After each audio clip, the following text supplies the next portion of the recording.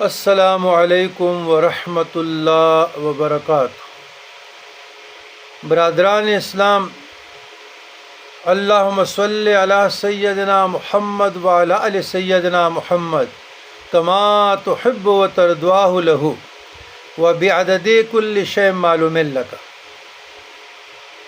خواص، فوائد، فضائل سورہ حمزہ۔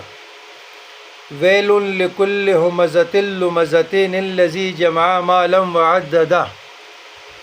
2 رکعت صلاۃ حاجت یا صلاۃ توبہ۔ اس کے بعد جس شخص کی آنکھوں میں درد ہو، ورم ہو، سوجن ہو تو 7 بار سورہ حمزہ پڑھے، اس پہ دم کرے، یعنی پانی دم کر کے اس کو پلایا جائے، یا عرق گلاب کا جو سپرے ہے اس پہ دم کر کے اس پہ سپرے کیا جائے، انشاءاللہ تعالی درد ختم ہو جائے گا۔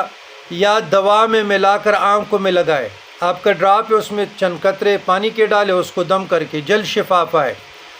جملہ امراض آنکھوں کے لیے اکثیر ہے، مجرب ہے، بزرگان دین کے مجربات میں سے ہے۔